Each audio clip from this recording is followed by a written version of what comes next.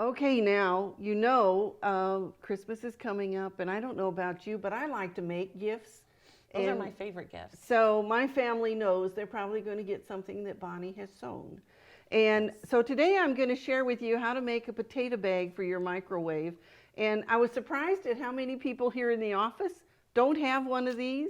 I don't have one. I can't bake potatoes without my potato bag.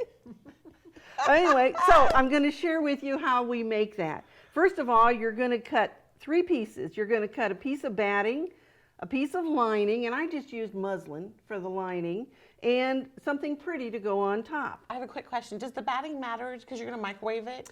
Everything needs to be cotton. Okay. It needs to be Even cotton the thread, thread. thread, cotton batting, Okay. and cotton fabric.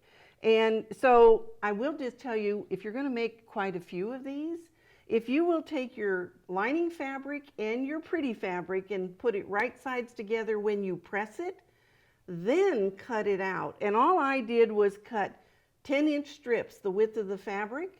Oh. Then I went and cut that down to 10 by 20, so it was 20 that's inches easy. long. Yeah. So it's 10 inches this way, 20 inches that way, and then you add your batting, and then you only have to really kind of line up the batting with your fabric because that's the ironing will fantastic. make it stick. And then on this one, I have sewn all the way around, and I left it open from here to here. I leave it about a hand width because you're going to have to get your hand in there. Right, and it's a pretty wide piece. Yes, and I backstitched right here because that's where you're going to be Yes. turning it. And the only thing I did after I stitched I used a little bit more than 1/4 of an inch seam allowance just because I sewed one seam and I missed it. Oh. And so I went back and added it and made it just a little bit thick, a wider seam allowance. The potatoes won't care. They won't. But the only thing that you need to do is to trim this corner. Just cut this off right here. Just don't cut your threads. Cut all 4 corners. Then you'll turn it right side out. And I'll show you how I sewed it. And that is, I used these little clippies. And Oh, actually, wonder I don't clips. have it So on. I handy. think I must have pulled one off. But I actually put 2 clips where I wanted that open. Oh, okay. And then you can start and sew all the way To around to remind that. yourself to stop and Yeah, start. but this is a good project for using those clips. And Yes. we have those on At Shop AQS. at Shop AQS, don't we? They're wonderful. Okay, so now once you get that all sewn and turned right side out, some battings say that you need to quilt it every 3 to 4 inches. Yes. So I did one with quilting and one without quilting. And how did the potatoes taste in the 2 different ones? Well, much like the pumpkin pie crust, did you do test? these are my tests. But I will tell you that this took an hour to actually cut and sew From beginning to end. from beginning to end last night. 1 So in an hour. hour's time, you can. It takes longer than that for me to bake a baked potato in the oven. Yes, you're And if right. you were making more than one, you can chain piece a lot of this. That's and- right. and- Well, and you Oh. just keep going. You completely assembly line that, But right? okay, so let's just move that out of the way so you can see. Here, I actually quilted in 3 inches. And the reason you might want to quilt it is that after you wash it, sometimes the batting kind of gets funny and balls up. And so by doing that, and so I have one here with and one without. And so now it says, okay, so the next step is you're going to fold down 3 inches here.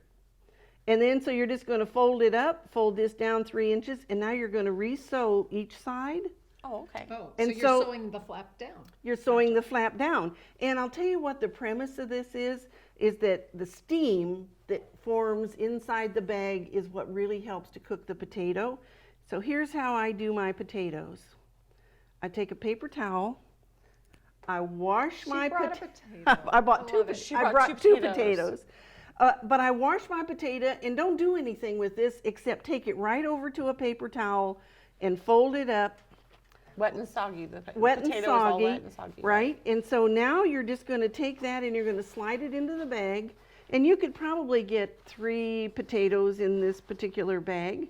And I'll put that one in wrapped, and we'll just put this one in so you can kind of see. Now, here's why you want that, because now all of that steam will stay right in that bag. And cook it 4 minutes to start with, and then I will push on the bag, and if you can push the potato Right, in, you you can tell know when it's it's done. done. Sure. And if it isn't, add another minute or two at a time. Potatoes this big probably would take maybe 6 minutes altogether. You might want to just let it sit for a little bit because they're going to be really hot. It's steamy in there. Oh, yes. And when you take them out, you know how in a restaurant they take the potato and they smish, Oh, they push yes. it in to open it up? You can do that with this because it's steamed rather than baked. Ah, very nice. So the crust on it never gets hard like it does on other potatoes when you put them in the oven. Oh, wonderful. That is So- a great tip. So you know what? Here's one for you, and here's one for you. Oh, and I'll, thanks. Do I get and the I'll take my potatoes potatoes back. Oh, you might need them for lunch tomorrow. I thought maybe we'd each get a potato, Ann. We could have it for lunch. That's right. Yeah, That's that's right. right. Actually, I thought of that, but then I would have had to bring butter and all that Sour stuff. cream and chives. Potato party.